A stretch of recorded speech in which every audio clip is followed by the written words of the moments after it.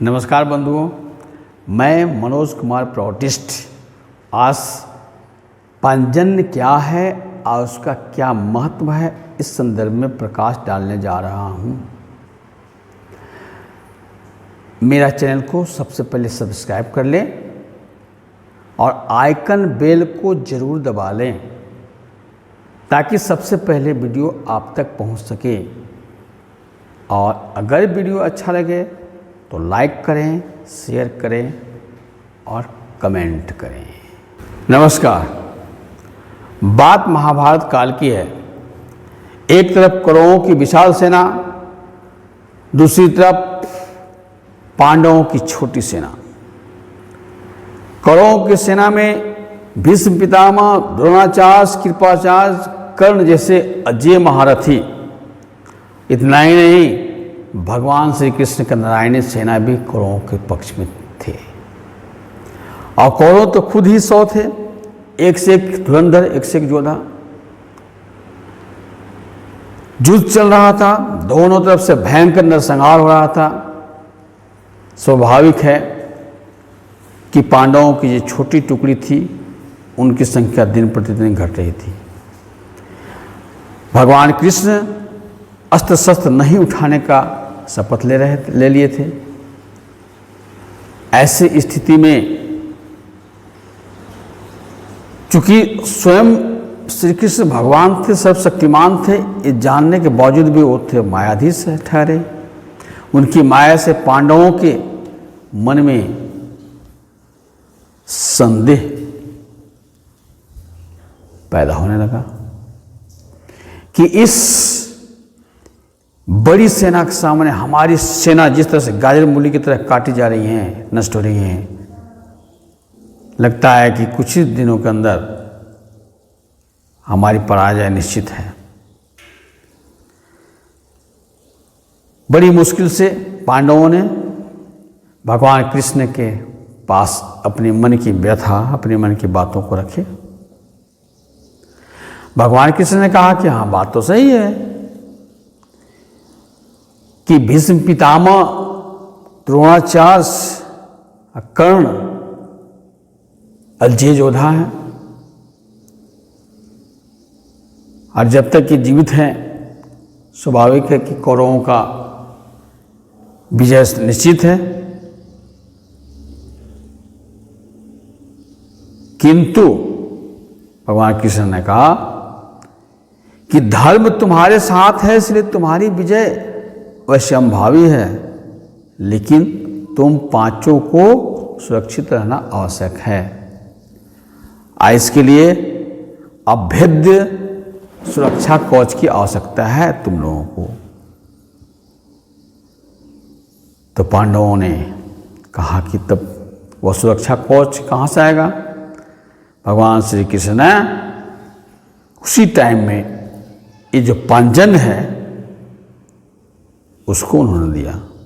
उन्होंने कहा कि प्रातःकाल ब्रह्ममुहूर्त में जगने के तुरंत बाद गुरु सकाश और शपथ लेने के बाद ठीक 5 बजे सभी पांडव एक निश्चित जगह पर उपस्थित होकर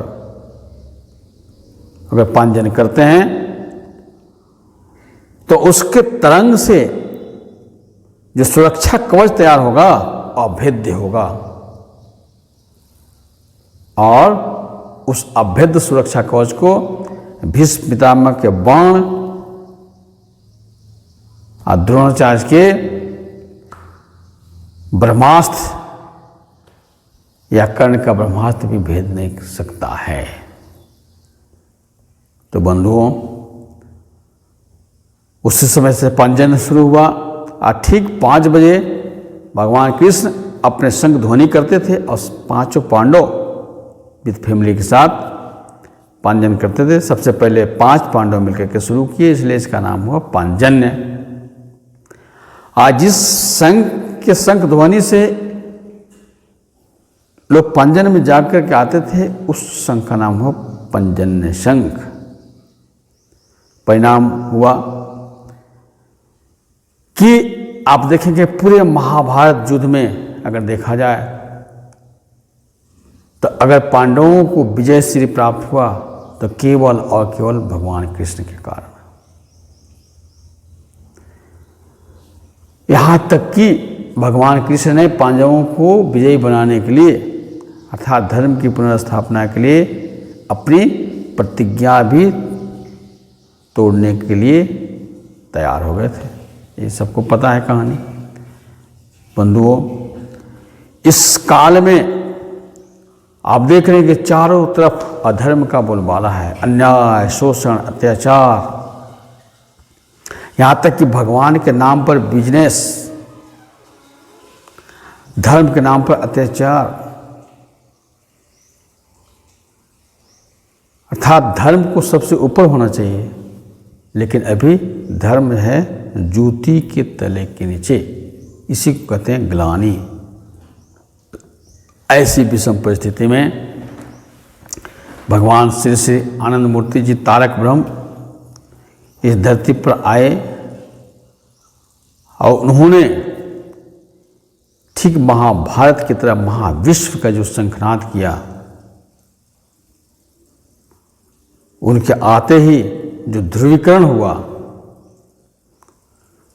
उस ध्रुवीकरण में एक तरफ धर्म के पक्ष वाले हैं जिनकी संख्या बहुत कम है, और दूसरी तरफ अधर्मी जिनकी संख्या बहुत ज़्यादा है, और उनके पास एक से एक अस्त्र शस्त्र भी हैं, उनके पास पैसे हैं, धन है, दौलत है, एटम बम है, हाइड्रोजन बम है, क्या क्या नहीं है। और दूसरी तरफ जो धर्म के पक्ष में है, उनके पास इस तरह के कुछ नहीं है। न उनके पास ज़्यादा पैसे हैं, न धन है, न दौलत है, न अस्त्र है, न शस्त्र है। इसलिए तो इन अधर्मियों से पार पाने के लिए श्री श्री आनंद मूर्ति जी ने पुनः जो पंचजन विलुप्त हो गया था उसका फिर से प्रतिपादन उन्होंने किया, और आज पूरे विश्व में ब्रह्म मुहूर्त में ठीक 5 बजे एक साथ पंचजन होता है, और उससे जो वेव, जो पॉजिटिव वाइब्रेशन, जो धनात्मक तरंग पैदा हो रहा है, जिसको पॉजिटिव माइक्रोवाइटा बोलते हैं, उस पॉजिटिव माइक्रोवाइटा के तरंग से विश्व में जो है धीरे धीरे जो धार्मिक शक्तियां हैं वो मजबूत होती जा रही हैं। इसको वही लोग महसूस कर रहे हैं जो पांचजन करते हैं रेगुलर। जो रेगुलर पांचजन नहीं करते हैं उनको समझ में नहीं आता है कि किस तरह से ये जो शक्ति है वो काम कर रही है, पॉजिटिव माइक्रोबायोटा कैसे काम कर रहा है। तो इसलिए जो भी अधर्म पर धर्म का पताका फहरता हुआ देखना चाहते हैं, उन्हें प्रत्येक दिन पंचजन करना चाहिए। पंचजन करने का ये जो आधुनिक काल का श्री श्री आनंद मूर्ति जी ने तरीका दिया, उसमें उन्होंने कहा कि ठीक 5 बजे एक भजन अर्थात प्रभात संगीत, 15 मिनट कीर्तन और 10 मिनट साधना, ये प्रत्येक दिन का रूल है।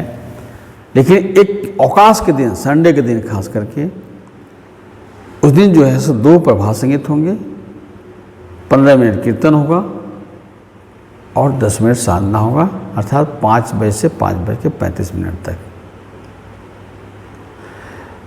यह एक समय पर एक साथ पूरे दुनिया में, क्योंकि यह चल रहा है पंचजन, इसलिए अभी आप देख रहे हैं कि जो भोगवादी शक्तियां हैं, जो निगेटिव फोर्सेस हैं, वो बखलाई हुई हैं। मतलब उनको स्पष्ट रूप से पता है कि अब उनका अंत होने वाला है। एक तरफ प्राकृतिक प्रकोप, दूसरी तरफ तृतीय विश्व युद्ध का खतरा, और चारों तरफ हड़कंप मचा हुआ है। तो बंधुओं, जो स्पिरिचुअल सोल्जर हैं, जो आध्यात्मिक सिपाही हैं, जिनके कंधे पर धर्म की पुनर्स्थापना का बागडोर है, उन्हें प्रत्येक दिन पंजन अवश्य ही करना चाहिए। यह तारक रघुवंशी श्री आनंद मूर्ति जी का आह्वान है और उसके माध्यम से जो सुरक्षा कवच होगा उनका संकल्प को, मिशन को पूरा करने में काम आएगा। तो मित्रों, पंजन से क्या लाभ है? बंधु, यह जग जाहिर है कि प्रातः काल मनुष्य जिस तरह की भावना लेकर के दिन शुरू करता है, पूरा दिन उसका उसी तरह से करता है।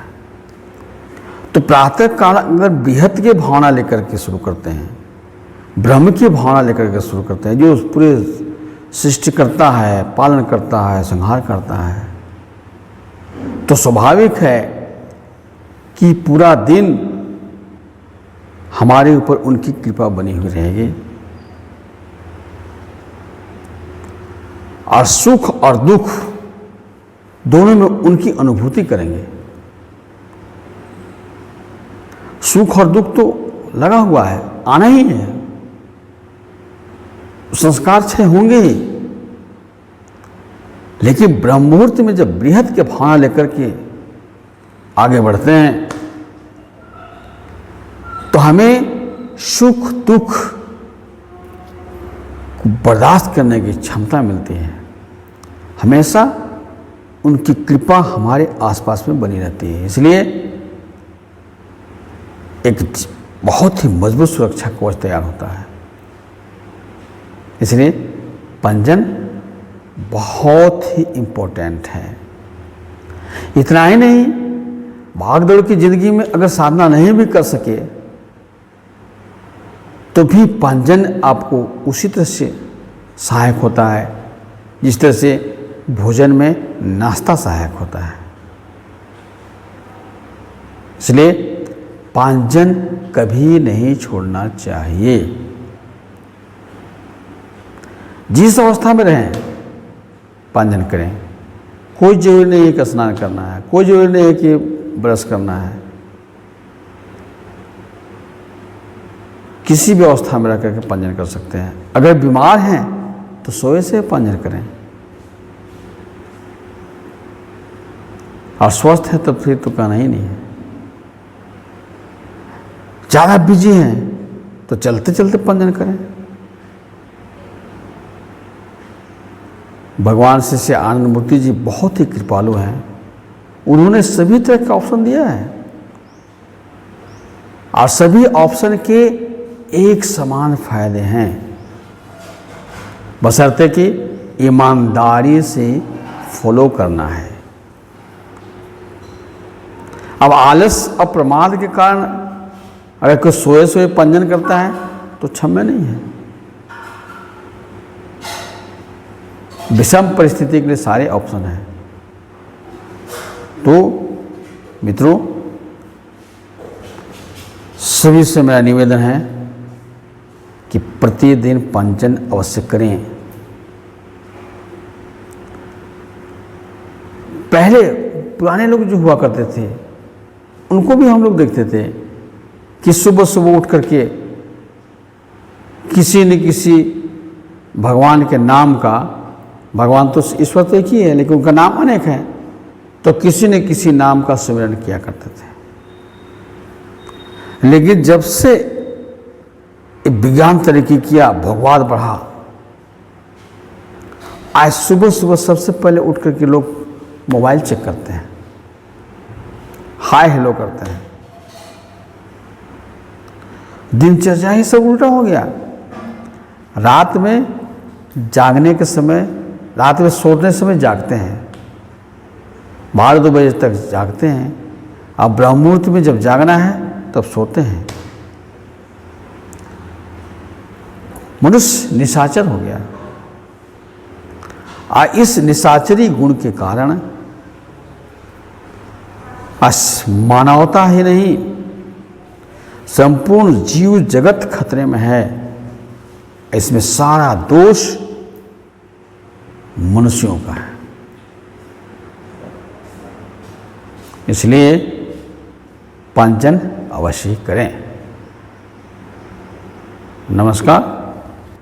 नेक्स्ट वीडियो आने वाला है माइक्रोबायोटा की जो 2 प्रकार है ना, मुख्य रूप से धनात्मक माइक्रोबायोटा और ऋणात्मक माइक्रोबायोटा ना, पॉजिटिव माइक्रोबायोटा, नेगेटिव माइक्रोबायोटा। तो पॉजिटिव माइक्रोबायोटा के कितने प्रकार हैं उससे संबंधित वीडियो आने वाला है। बहुत ही इंटरेस्टिंग और बहुत ही लाभप्रद होगा वह वीडियो।